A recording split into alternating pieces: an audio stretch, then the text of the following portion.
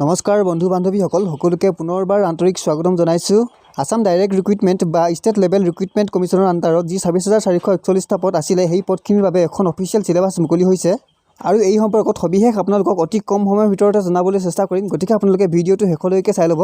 এইখনেই হৈছে অফিচিয়েল নটিছখন আৰু ইয়াতে স্পষ্টভাৱে উল্লেখ কৰিছে যিখিনি গ্ৰেড 4 পোষ্ট আছিলে পোষ্টখিনিৰ বাবে দুটা পৃথক পৰীক্ষা একেদিনাই অনুষ্ঠিত হ'ব। মুঠ গ্ৰেড 4 পদৰ যিখিনি পোষ্টৰ বাবে কোৱালিফিকেশ্যন 8 পাছ বিচাৰিছিলে সেইখিনিৰ বাবে এটা পৰীক্ষা আৰু যিখিনি পোষ্টৰ বাবে কোৱালিফিকেশ্যন HSLC বা মেট্ৰিক পাছ বিচাৰিছিলে সেইখিনি পোষ্টৰ বাবে পৃথককৈ এটা পৰীক্ষা অনুষ্ঠিত হ'ব বুলি কৈছে।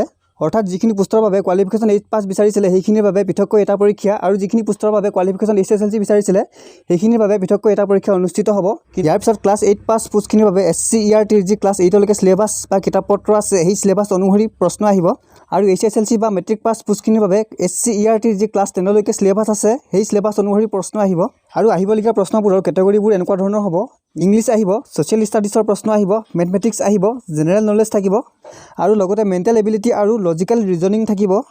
যিখন প্ৰশ্ন আহিব প্ৰশ্নখনত 135টা কুৱেশ্যন থাকিব, মাল্টিপল চইচৰ কুৱেশ্যন হ'ব আৰু প্ৰত্যেক কুৱেশ্যনত 1 নম্বৰকৈ থাকিব আৰু সময় থাকিব 120 মিনিট বা 2 ঘণ্টা আৰু প্ৰশ্নবোৰত কোনো ধৰণৰ নিগেটিভ মাৰ্ক নাথাকে। আৰু ইয়াতে উল্লেখ কৰিছে the selection of candidate of inviting them for interview skill test will be in the ratio' of 1:2। অৰ্থাৎ যিখিনি কেণ্ডিডেটক ৰিটেন টেষ্টত চিলেকশ্যন কৰিব তাৰ অনুপাতটো হৈছে 1:2।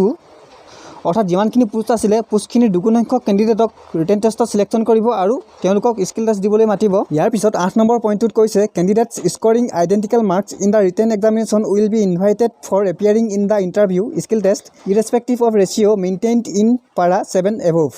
অৰ্থাৎ কেণ্ডিডেটসকলে যদি কেইবাজনেও একেই নম্বৰো লাভ কৰে তেতিয়াহ'লে প্ৰত্যেককে ইণ্টাৰভিউ বা স্কিল টেষ্ট দিবলৈ ইনভাইট কৰিব। চ' এইখিনিয়ে আছিল অফিচিয়েল নটিছখনত আপোনালোকক জনাবলগীয়া। ভিডিঅ'টো ভাল পালে অনুগ্ৰহ কৰি লাইক কৰিব, কমেণ্ট কৰিব, শ্বেয়াৰ কৰিব। আজিলৈ ইমানেই। ধন্যবাদ। জয় আই অসম।